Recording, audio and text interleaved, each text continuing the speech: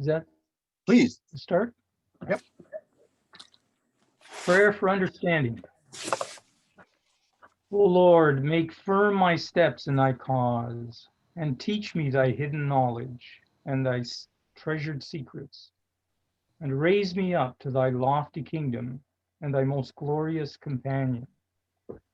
Cause me to understand the meanings of thy verses, so that I may shine forth upon the horizon of thy will with thy knowledge, like unto the morning star, and may show unto the people thine eternal path and thy straight way, which whosoever doth tread upon it will reach the orient of thy signs and the dawning places of lights. For this is that which will favor me as I contemplate thy most great verses and gaze upon the signs of thine exalted effulgences. O Lord, favor me with this most great gift and this most mighty mercy, for this is what I hope from thee, and it is my goal and my desire. O my King and my desire at every stage, and the joy of my heart and the solace of my soul in the daytime and the night season.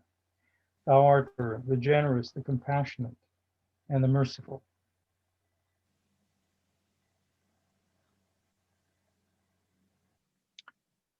I should just mention that that's a prayer taken from the Surah of Rum that we're going to come to in December. So it's a little bit of a teaser. Thank you very much, Bob. That's great.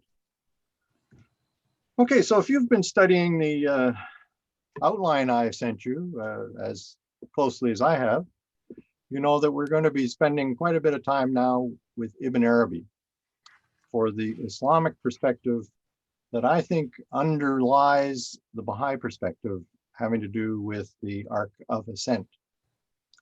But before we start investigating Ibn Arabi, I'd like to talk about the approach I'll be taking in this course. As I mentioned last time, I did my academic training in the field known as comparative religion.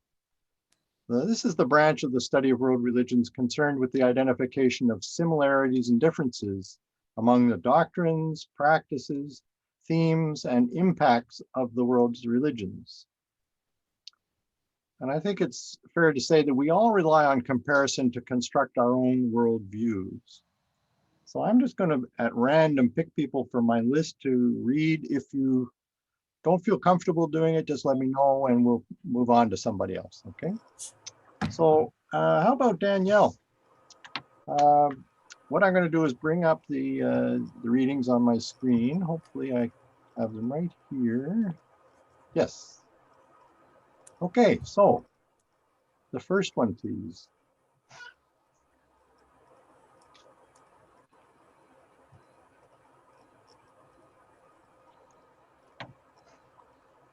So you may have to unmute yourself. I'm not sure if you are.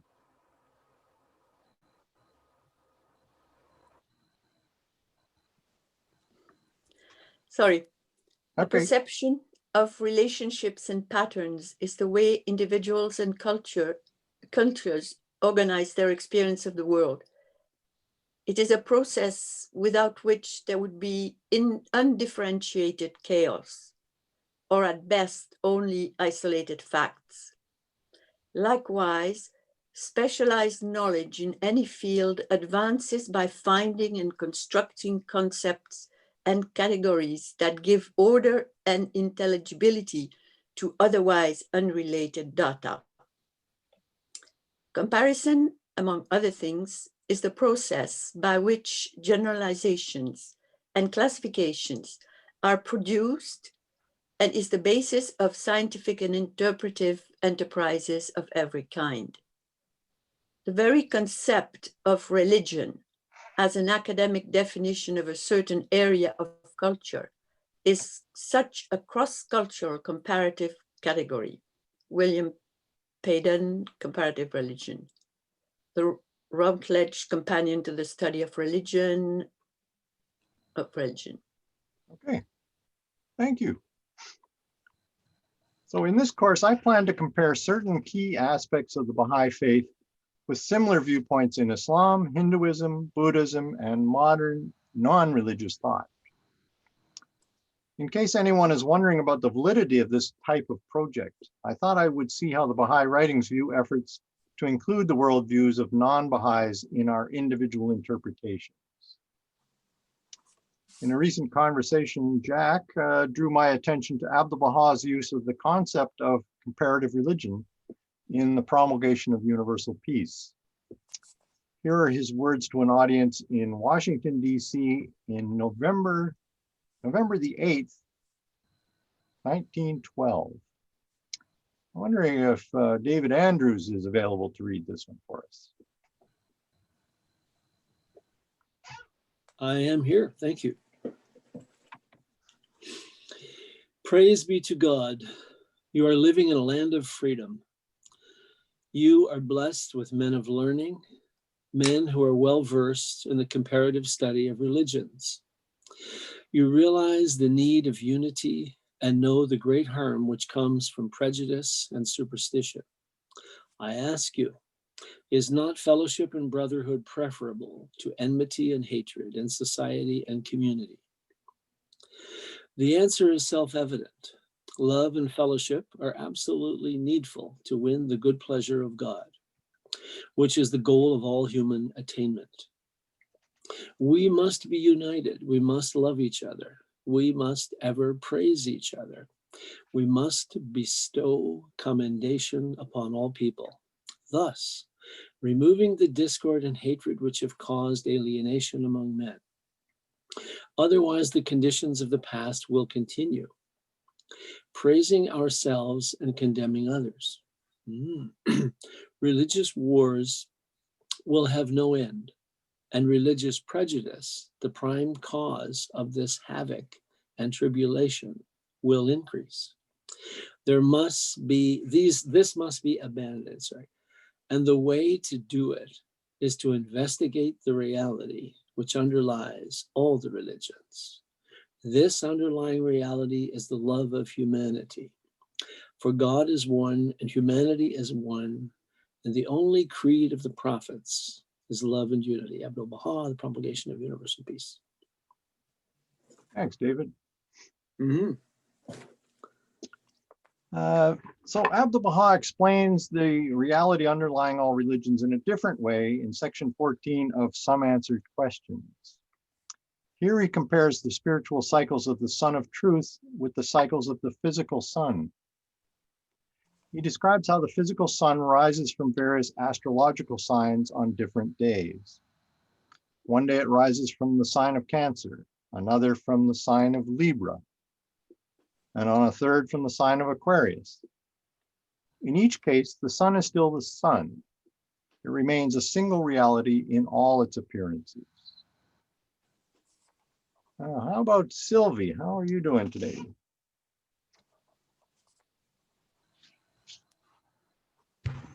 Mark, you want me to read? Okay, sure. Sylvie? Sergey. Yeah. Oh, Sylvie. Oh, Sylvie. Oh, sorry, Sergey. No, I was thinking of Sylvie. I'll get back to you though, Sergey, in a second. Okay, Oh, I beg your pardon. I better move the screen here. Sorry. There you go. the possessors of true knowledge are lovers of the sun and are not attached to its dawning points. Those who are endued with insight are seekers of the truth itself, not of its exponents and manifestations. Thus, they bow in adoration before the sun, from whatever sign and above whatever horizon it may appear, and seek the truth from any sanctified soul who may reveal it.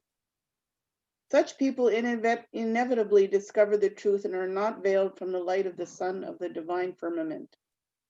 Thus, the lover of the rays and the seeker of the light will always turn towards the sun, whether it be shining from the sign of Aries, or bestowing its grace from the sign of Cancer, or casting its rays from the sign of Gemini. Abdu'l-Baha, Some Answered Question. Okay, and that's the new translation. Thanks, Sylvie. So the foolish and the ignorant, by contrast, are enamored with the zodiacal signs themselves and become enraptured with the dawning points, rather than with the sun itself. Therefore, when the sun is in Cancer, they turn towards it. But when it passes into Libra, they continue to fix their gaze on Cancer.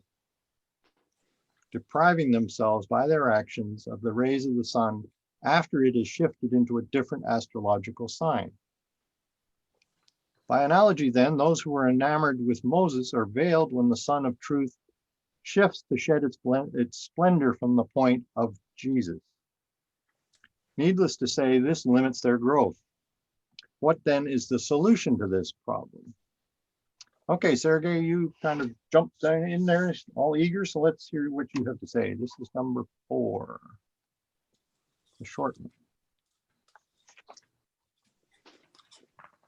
Therefore, one must search after truth, become enraptured and enthralled with any sanctified soul in whom one finds it, and become wholly attracted to the outpouring grace of God.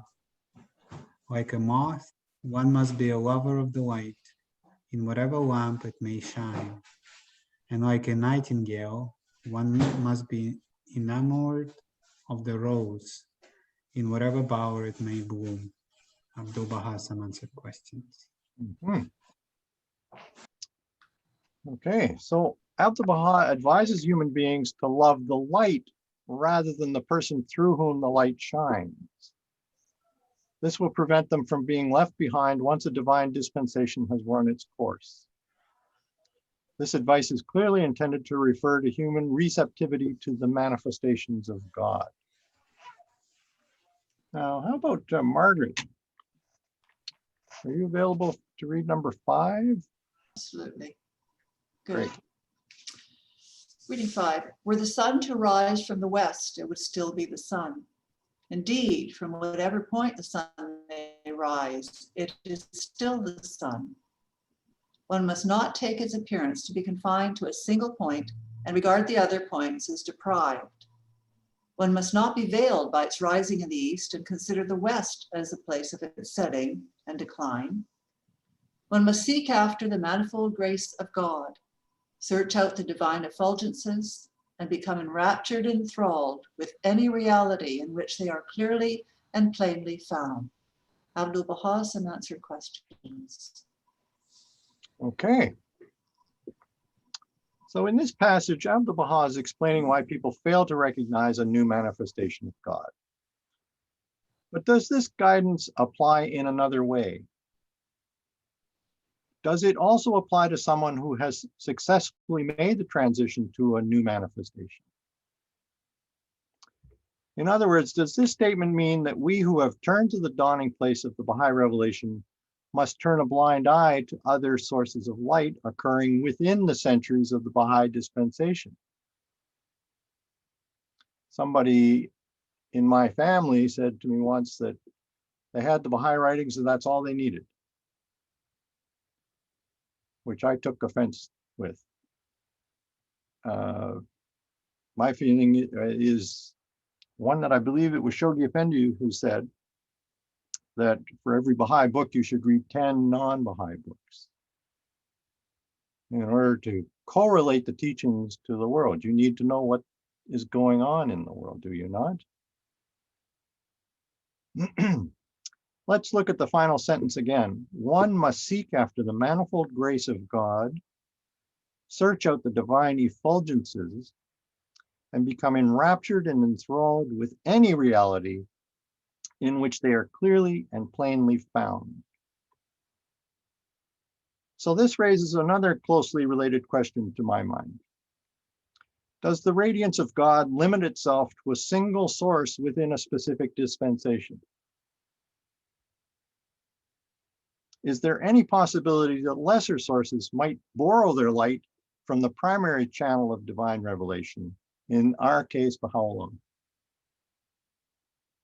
And if lesser lights are acknowledged to exist, is it essential that they become believers in the particular manifestation from whom they receive their light before their secondary light is considered to be valid and useful?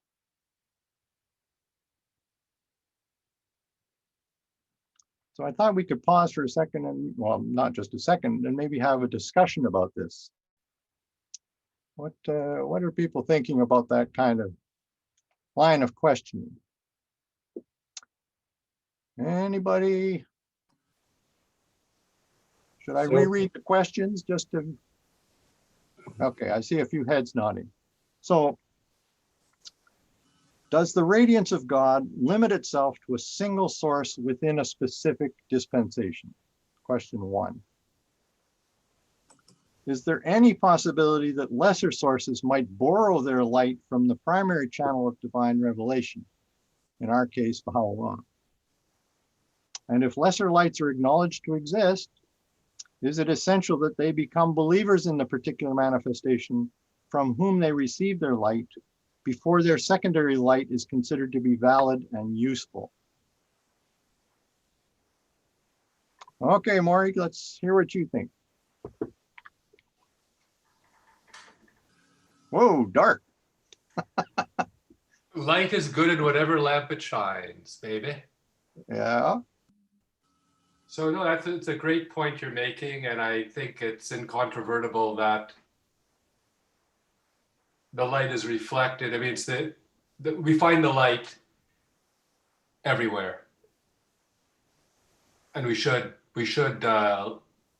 respect it and recognize it and appreciate it. And there's the echoes, you call it echoes, or it's the same evolutionary spirit reflected in many different ways. Yeah, but we should also note the major source, as you said.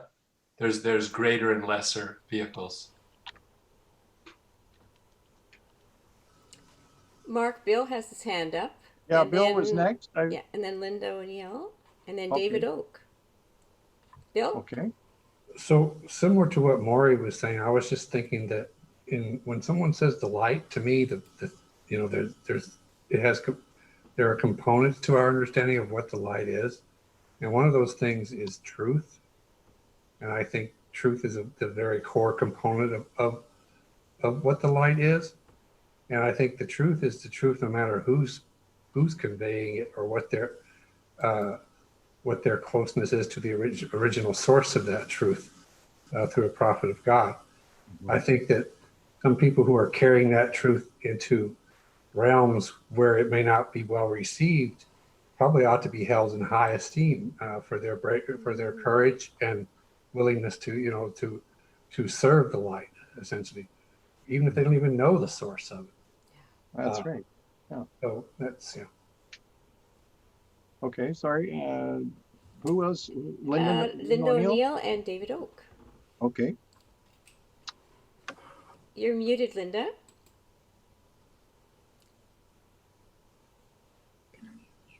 I'm wondering who gets to decide if somebody is reflecting the light of the revelation, and what if they don't want to be identified with it, if they're living? And also, who has the right to decide from someone in the past if in fact they've been influenced by the light of this revelation? I'm not saying they shouldn't be, I'm just saying these are questions that can be debated. Mm-hmm. Fair enough. Any answer though? Oh, for me? I think we are each gifted with the ability to perceive God in our own ways. We're born with that ability. Some of us snuff it out through various things that we've done, but if you haven't, I think you can sense it. You can sense the truth, you can sense the light, no matter what the source. But the degrees of preparedness for that are different. Your receptivity is different. So for instance, I would look at Rumi, for instance, and wonder out loud, as I did in that course, whether he was in fact having 500-year knowledge ahead of time of Baha'u'llah's arrival. Seemed to me he did. But that's my own personal opinion based on reading him and thinking a great deal about it. But other people may not feel that. I don't know, how do you respond to that? Linda? She's thinking. Oh, sorry, I thought somebody else had their hand up. Oh, okay. I think if it's personal, it doesn't matter. And if it's personal, it can be framed, if you're talking about it, it can be framed in a certain way. Yeah. If somebody is saying though, oh, well, I see in this what I perceive to be a reflection of the light of Baha'u'llah's revelation, even if the author wasn't aware of it, that's something different, as if you're kind of proclaiming it to others. Yeah. Well, I just think it would need to be done with some sensitivity, perhaps. fair enough. And I would just say that, I mean, having studied interpretation in the Baha'i faith as long as we did last year, I think it's important that we recognize that there are only two authorized interpreters of the faith that we can turn to. And they may not have talked about some of the people that we're going to be talking about because they hadn't even been born at that. So, but does that mean that we won't look at them? Does that mean we can't derive spiritual sustenance in some ways from them? I think we can. But David Oak is wanting to say something, I think. Anxiously waiting to spill my beans. Well, I'll start off with two quotes. First of all, like Christ said, no man cometh unto the Father but by me. I am the way, the truth, and the light. And Baha'u'llah said that if any man claims to have a revelation within 1,000 years, he's a lying imposter. Yeah. However, if you look at the history, let's take Christianity, for example. You had a great number of very, very prominent thinkers in a number of areas, including mysticism and theology, who were Jews, which was during a Christian dispensation. And you also had a number of people who were claimed to be Christians and very prominent Christians who were behaving in a manner that was anything but of the light. So I think that it's a question of, let's say, areas of expertise. I don't think somebody can claim to have a revelation. Yeah, that's not what I would suggest. Yes, no, but I thought I'd raise that. Yeah, that's fair. Well, yeah, it's a good point. But I think anybody can have an opinion that is worthwhile investigating. Mm-hmm. I think all of us have a right to have an opinion, but none of us have a right to have an authoritative opinion. Yeah, absolutely. The point I was making in the last course. Yeah. Yeah. And I find study of, ideas and thinking outside of the Baha'i faith and other religions other than the Baha'i faith also teach you as much about the Baha'i faith as you learn from those other religions. Because in reality, all of these religions are part of the Baha'i faith. Like the Baha'i faith began with Adam rather than with the Bab, in that sense. Excellent point. But I think as long as people are in their areas of competence, any idea is worth expressing and investigating. So I saw Heather raise her hand and also Mehri. Are there others, Linda, that And are in the Harold. chat? I think it would be good if we use the raised hand function and then people are taken in order, if you don't mind. Okay, well. But anyway, we could start with Heather. I think Heather. Yeah, let's start with Heather, go to Mary, and then continue Harold. on with Harold. Yeah. I was thinking of those people who were in some way very receptive at the time of the coming of the Bab and Baha'u'llah, and who somehow caught a sliver or a glimpse of what was going on.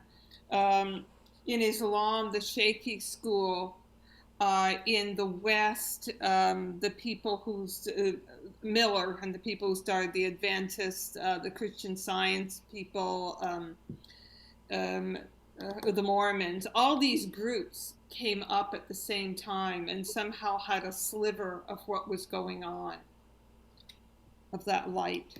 Yeah. It's hard not to notice the sun when it comes up. Yeah. Mary? No? No. Harold.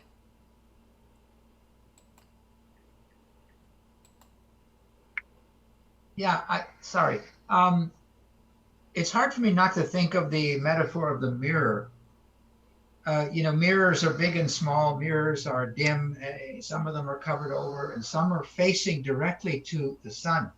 And some are large and some are small and some are perfect and very few are perfect and most are imperfect.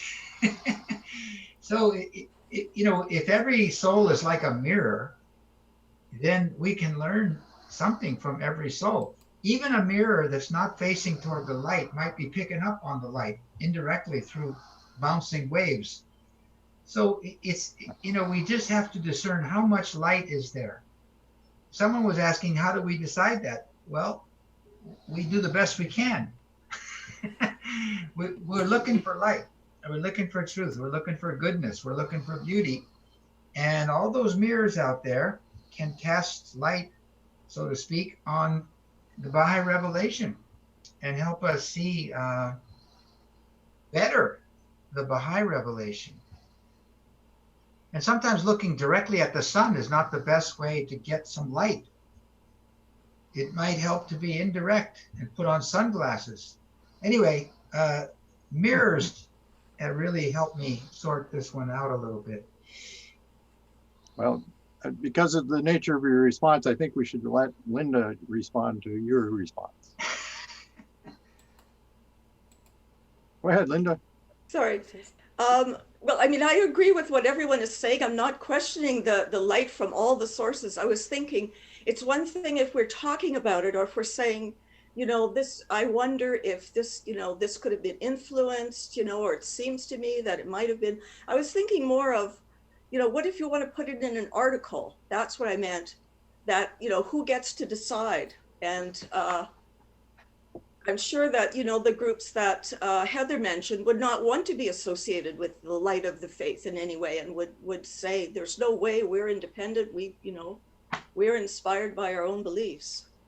Anyway, I don't think it's necessary to discuss it. That's just where my statement was coming from. Okay. We got anybody else on the list, or can we move on? I think we're okay. Oh, Belinda's- Belinda? Now showing us.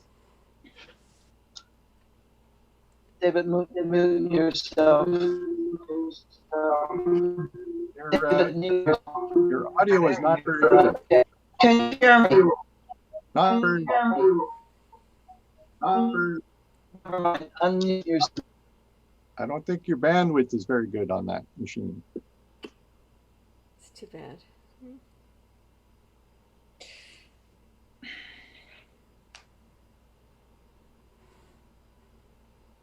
If there are two computers open in your house at the same time, you might be getting feedback from one through the other. If you turn the audio off on one, it might work better on the other. Just a thought. Good point. I think that's true. Well, they do have two computers.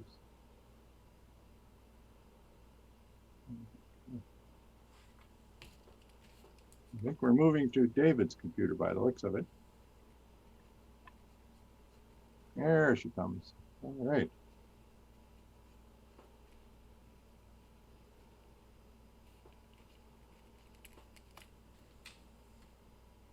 Are you speaking yet? I can't hear you yet, Belinda.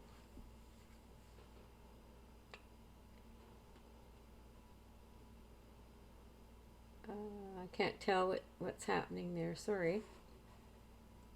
Where did David go? We're not able to hear you, Belinda. Oh, okay, Belinda's over at David's computer. That's right. Yeah. Maybe we could type out the question in the chat.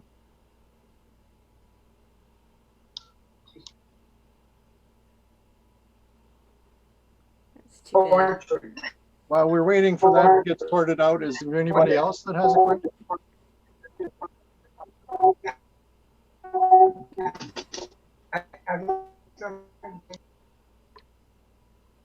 David want to say something. David Andrews? No, Erickson has have his hand. Mark, I've been listening to the conversation, but I mean, I haven't got much energy right now, so because of this back pain, but I've been trying to follow the conversation, so I'm going to have to pass on making comments because my brain cells aren't firing very well right now. Okay. Sorry about that. Mark, Bob Andergetti has a comment. Oh, yeah, okay. Did you Mark, want to can you hear me? I can hear you. Yep. I was going to follow up on the comment that Harold made about the manifestation of God being the sun, because carrying that analogy a bit further, you're going to get hurt looking at the sun directly. Mhm. But interestingly enough, it helps you see everything that's around you. It helps you, appreciate the flowers and the trees and the world around you. So taking that analogy, using that analogy, it seems to me that we benefit from Baha'u'llah's revelation in investigating everything around us. And it sheds light on everything around us rather than looking at the sun and having our retina burn. So Yeah. it was a nice analogy. Mm-hmm. Good point. Now, anybody else waiting in the wings? I'd like to make just a couple of quick observations. The first observation is this: that a study was done by the Angus Reid Institute back in about 2016. They did a survey of Canadians and religious affiliations, etc., and found that about 23% of the respondents said that they had experienced the presence of God, had some sort of mystical experience. And I think that what that implies to me is that God's everywhere and works through multiple religions, not just the Baha'i faith or the Catholic Church. The second point is that the House of Justice addressed the issue of religions and religious prejudice in a 2002 letter. And they pointed out that many of the prejudices and biases against this or that, whether it be women or race or nationalism, had largely fallen to the side, but that religious prejudice and religious fanaticism was having a more difficult time being pushed away. And at the end of that letter, they quote Baha'u'llah, and I'm just going to read part of this quote. And it said, there can be no doubt whatsoever that the peoples of the world, of whatever race or religion, derive their inspiration from one heavenly source and are the subjects of one God. The difference between the ordinances under which they abide should be attributed to the varying requirements and exigencies of the age in which they were revealed. All of them, except a few, which are the outcome of human perversity, were ordained by God and are a reflection of his will and purpose. Arise, and armed with the power of faith, shatter to pieces the gods of vain imaginations, the swords of dissension amongst you, cleave unto that which draweth you together and uniteth you. And that comes down, I think, to this concept of loving each other and loving God.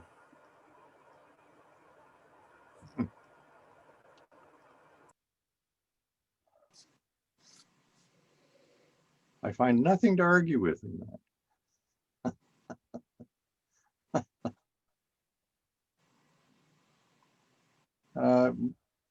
Okay, so I see that we have a comment from Belinda here in the truth is like a mirror shattered into myriad bits, and each believes that his small bit is the whole to own. I think there's something, oh, sorry. Yeah, go ahead. I think there's something, practically speaking, very right about what Belinda has said. For every one of the great principles of the faith, there's already huge organizations working, whether it's on human rights or racism or gender equality, combating poverty, interfaith movements. But the faith has that divine balance in which, I mean, it's got more than that, but it also has the balance. At least that's just one of its many special qualities, I would say. and inclusivity as well at the same time.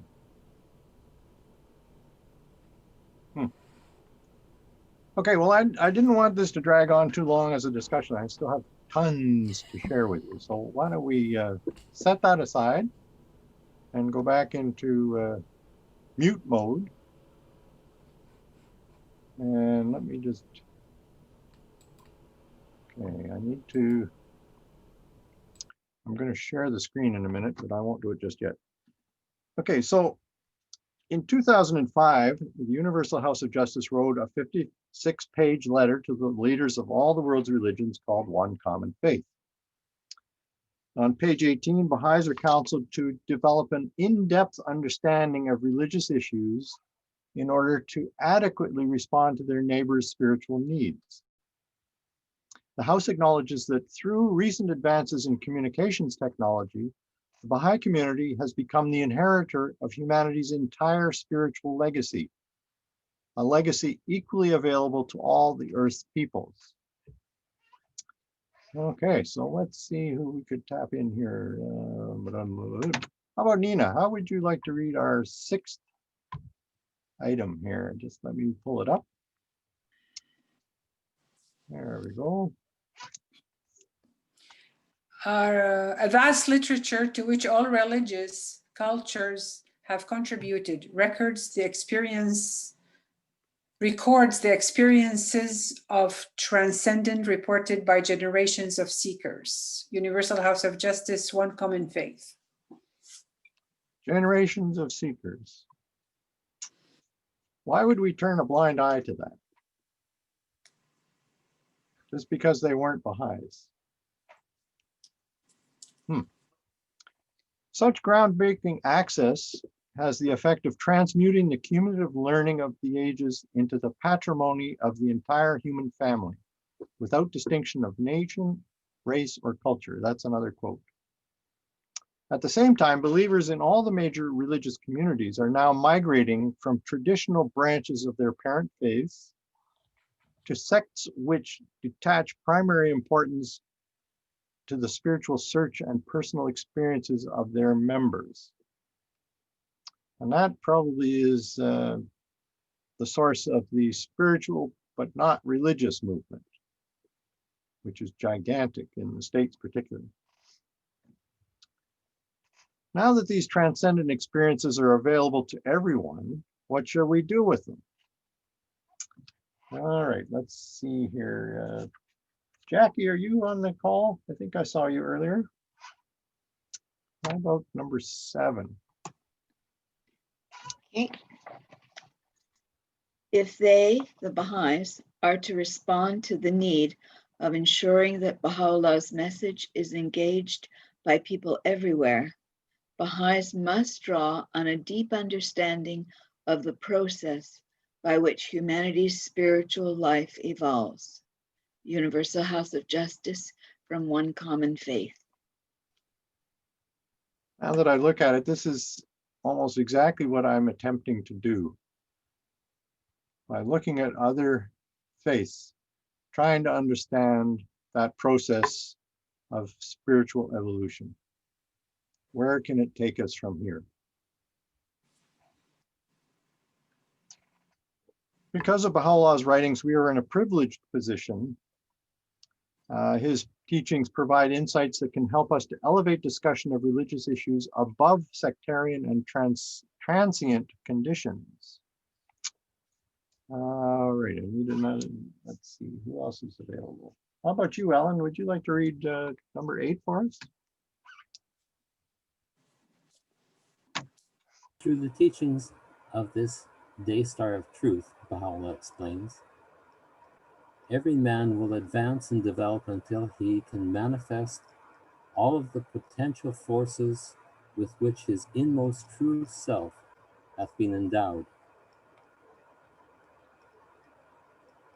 That's from Gleanings. So, how do you and I meet the challenge of acquiring such an in-depth understanding of this vast legacy?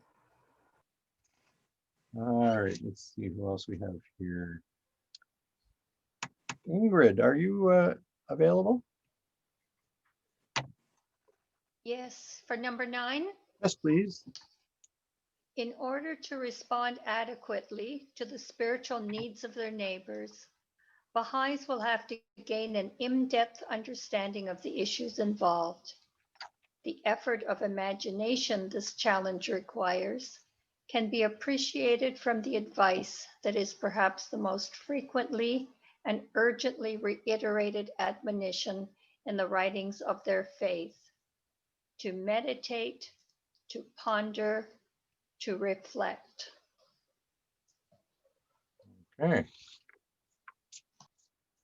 So that's why I'm proposing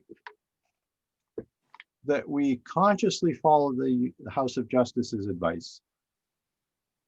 As I explained in the last class, I would like us as a group to meditate, ponder, and reflect on 4 vast historical repositories of the world's non-Baha'i spiritual legacy. So in part 1, that will include Ibn Arabi as a spokesperson for the Islamic tradition.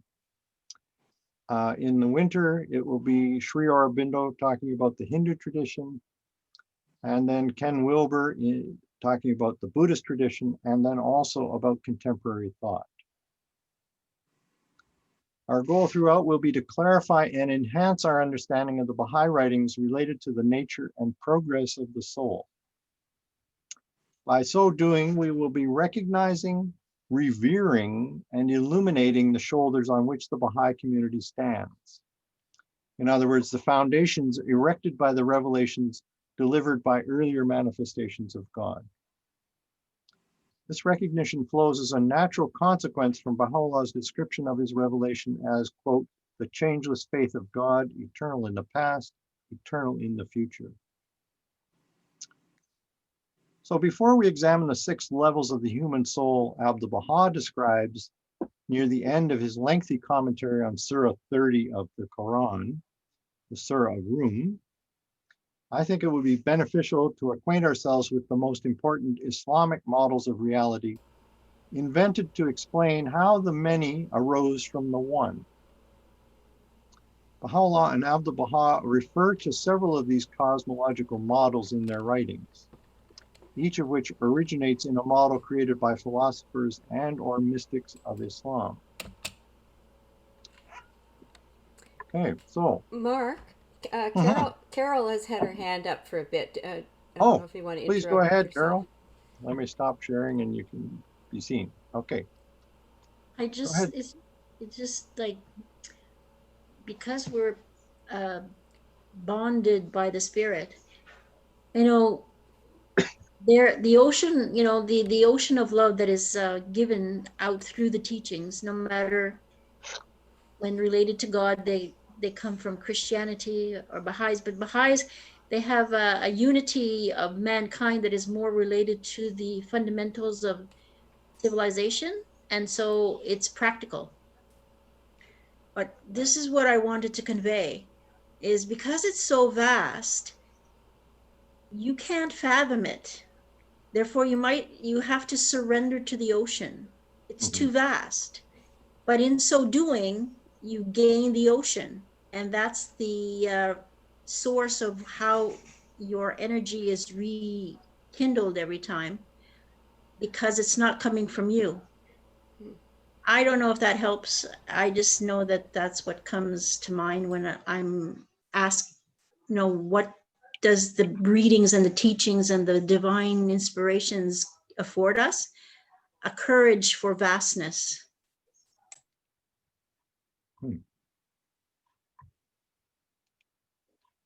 Okay, I can't argue with that at all. Okay, so I wanted to move on to a question. What is cosmology? Nowadays, the term cosmology is used to cover a vast array of topics in fields ranging from scientific cosmology and astronomy to philosophy, anthropology, and religious studies. It's usually reserved for theories concerning the process by which the physical universe began, how it evolved into its present form, and how it may evolve in the future. So here are two current dictionary definitions of the term cosmology from the Oxford English Dictionary. 1, the science of the evolution and structure of the universe.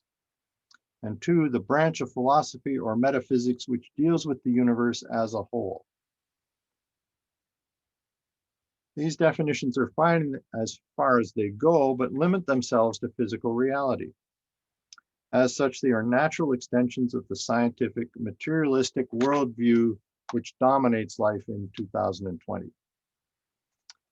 If we choose to include non-material unseen realms, we need to broaden the scope of reference for the term.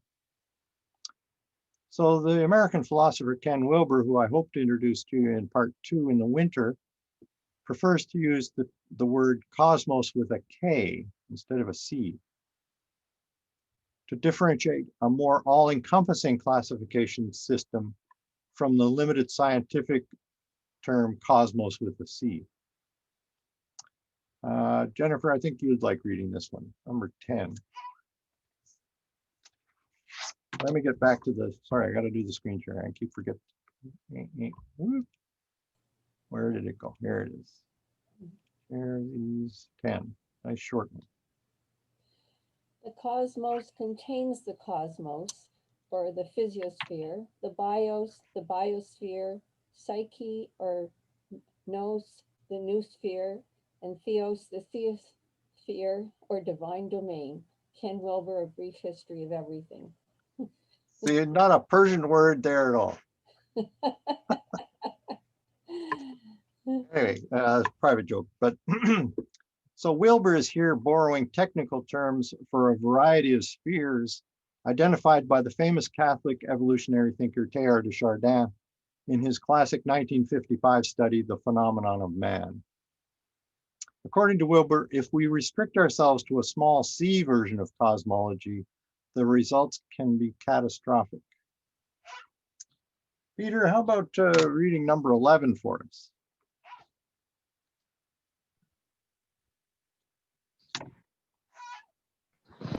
Just had a problem unmuting. Oh, that's all right.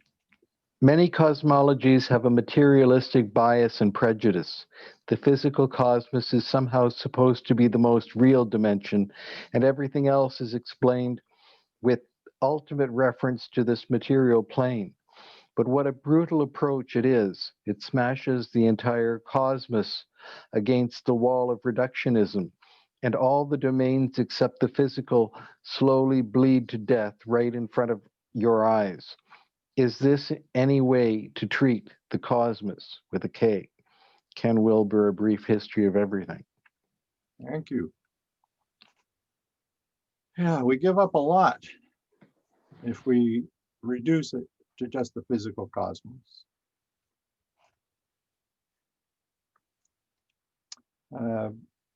So tonight and for the remainder of this calendar year,